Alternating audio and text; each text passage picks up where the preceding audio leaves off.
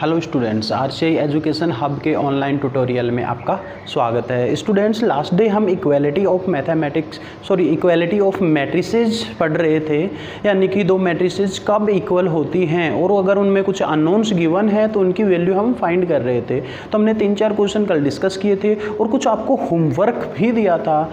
शायद उम्मीद करता हूँ कि वो होमवर्क आपसे हो गया होगा, क्योंकि बेहद ही सिंपल था। थोड़ी प्रैक्टिस ज़रूर मांगेगा, क्योंकि 10th क्लास अगर आपने ठीक से पढ़ी है तो वो जो होमवर्क मेरा था वो 10th लेवल का ही था, वो आपने सोल्व कर लिया होगा।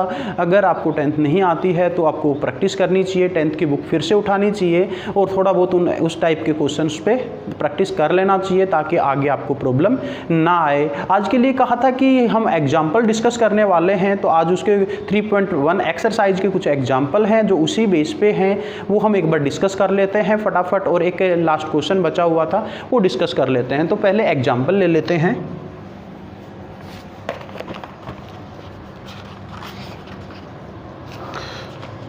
तो स्टूडेंट, सबसे पहले अगर हम यहाँ पे देखें एग्जाम्पल नंबर फर्स्ट और सेकंड, देखिए फर्स्ट तो क्या है कि यहाँ पे आपको कुछ डाटाज गिवन है, तो इसको सिस्टमेटिक तरीके से आपको अरेंज करना है। तो यहाँ पे ये जो पुरुष कर्मी और महिला कर्मी, यानी कि जेंट्स और लेडीज जो आपको गिवन है, उनको एक रो और एक कॉलम में एडजस्ट कर दीजिए और एक मैट्रिक्स बना दीजिए। बस इतना ही काम आपको करना है, वो एक मैट्रिक्स बन जाएगी।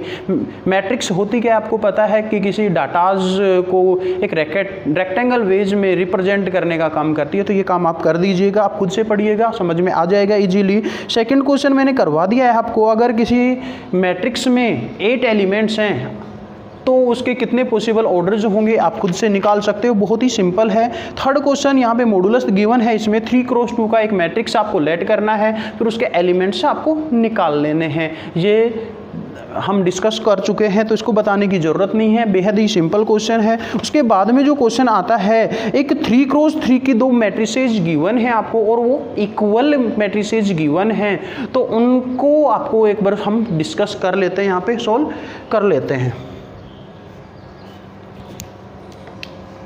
चलिए, हमारे पास एग्जाम्पल नंबर 4 गिवन है और एग्जाम्पल नंबर 4 आपको क्या गिवन है, वो गिवन है एक मैट्रिक्स। तो इधर है वो है x+3 z+4 और 2y -7 -6 a-1 और 0 b-3 -21 और 0। और इसके इक्वल में एक और मैट्रिक्स आपको गिवन है जो इसके जस्ट इक्वल है, वो है 0 6 2y -2 और -6 -3 और 2c+2 और उसके अलावा 2b+4 -21 और है आपका 0। ये दो मैट्रिसेज आपको गिवन है। तो यहाँ से ABC XYZ की value find, ABC XY and Z, ये वैल्यूज आपको फाइंड करनी है। यानी कि ये दोनों मैट्रिसेज हैं वो इक्वल हैं। अगर इक्वल हैं तो यहाँ पे जितने भी अननोन हैं उनकी वैल्यू फाइंड कीजिए। तो सबसे पहला काम, तो दो मैट्रिसेज इक्वल कब होती हैं? जब उनका ऑर्डर सेम हो और उसके करस्पॉन्डिंग एलिमेंट्स क्या हों, equal. Two matrices will be equal if their corresponding elements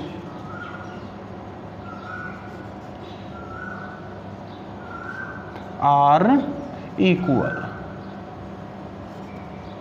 okay, यानी कि ये लाइन मेंशन करना आपको थोड़ा सा कंपलसरी है, ताकि यानी कि आपको ये पता लग जाए कि हम ये दोनों मैट्रिक्स इक्वल है तो इसके एलिमेंट्स क्या होंगे, यानी करस्पॉन्डिंग एलिमेंट्स क्या होंगे, इक्वल होंगे। अब हम इनको सोल्व कर सकते हैं इक्वेशन ले करके। तो देखिए यहाँ से स्टार्ट करते हैं, ये किसके इक्वल होगा, यहाँ पे। तो x+3 = क्या होगा, 0। तो यहाँ से देखो 3 को हम उधर ले जाएंगे तो x = कितना आ गया स्टूडेंट्स, 3।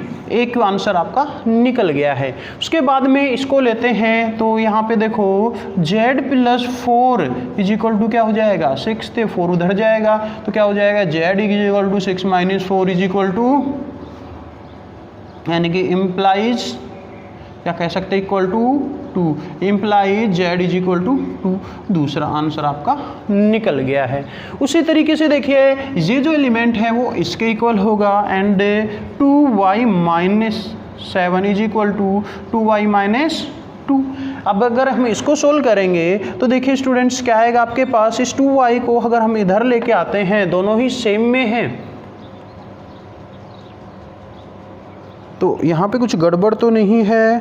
2y माइनस 7, यहाँ से हम y की वैल्यू नहीं निकाल सकते इसको सोल्व करके, क्योंकि ये कैंसिल हो जाएगा इधर आ करके। उसके बाद में देखते हैं, या फिर हो सकता है यहाँ पे 2 ये 7 हो तो भी सोल्व नहीं कर पाएंगे, क्योंकि ये दोनों एलिमेंट्स इक्वल होने चाहिए। y की इस तरीके से वैल्यू आनी चाहिए कि ये दोनों एलिमेंट्स क्या होने चाहिए, इक्वल। तो यहाँ से हम नहीं निकाल पा रहे हैं, तो कहीं और पे y होगा वहाँ से निकाल लेंगे, या फिर डेफिनेटली मेरे पास इस बुक में ये मिसप्रिंट है, तो इसको देख लेना, आपके पास जो भी बुक हो वहाँ से सोल्व हो जाएगा। उसके बाद में देखो ये तो दोनों इक्वल हैं ही, यहाँ पे देखो a minus 1 is equal to -3, तो a minus 1 is equal to -3, a उधर जाएगा, सॉरी माइनस 1 उधर जाएगा, तो a is equal to -3 plus 1, तो क्या हो जाएगा, a इज इक्वल टू -2।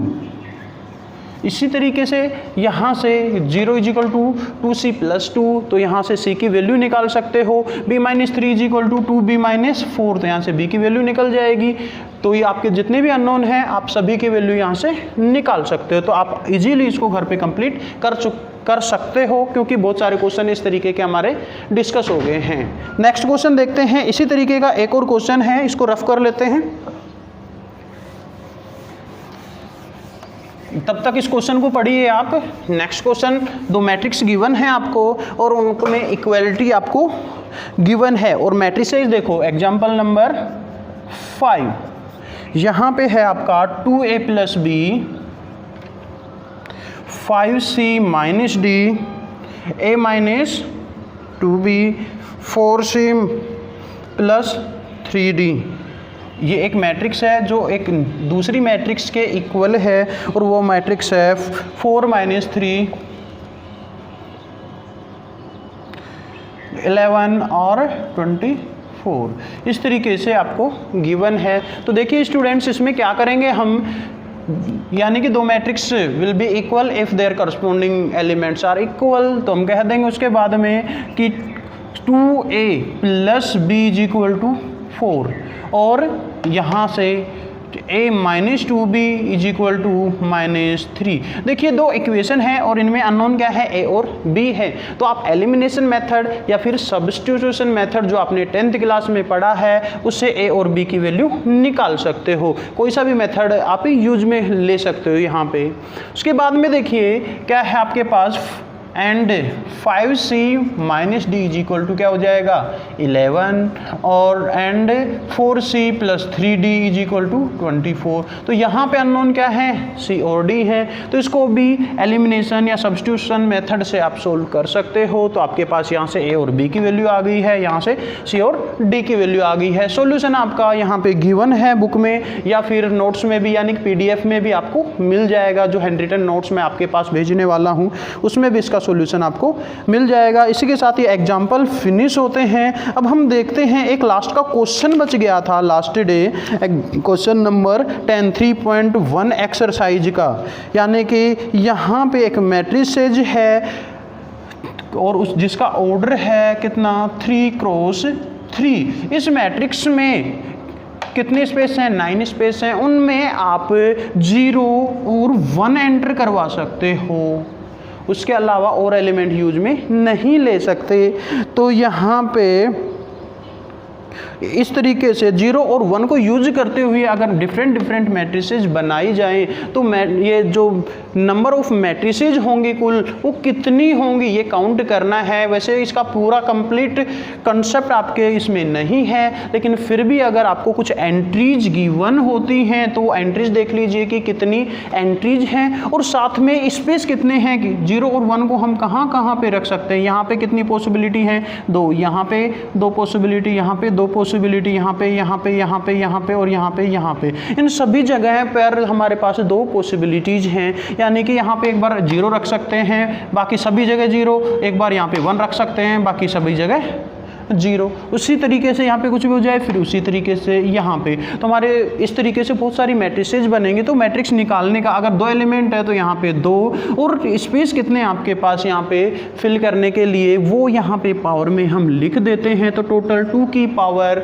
9 जो मैट्रिसेज होंगी इस तरीके से आपकी बन जाएंगी। तो इस क्वेश्चन में, क्वेश्चन नंबर 10 में जो आंसर है आपका वो हो जाएगा A, B, C और D, यानी कि 2 की पावर 9 कितना हो जाएगा, 512 से आपका आंसर हो जाएगा। तो इस तरीके से स्टूडेंट्स हमारा एक्सरसाइज 3.1 कंप्लीट हो गया है। उसके सभी एग्जाम्पल और सभी क्वेश्चन हमने डिस्कस कर लिए हैं। फिर भी स्टूडेंट्स अगर आपको कोई प्रॉब्लम आ रही है तो यहाँ पे आप जब भी होमवर्क चेक करवाने के लिए आते हो तो फिर ऑफलाइन आकर के भी आप हमसे वो क्वेश्चन, वो प्रॉब्लम डिस्कस कर सकते हो, वो समझ सकते हो, या फिर कमेंट सेक्शन में जाकर के आप बोल सकते हो कि सर ये चीज़ हमें समझ में नहीं आई, तो अगले वीडियो में मैं उसको मेंशन कर दूंगा।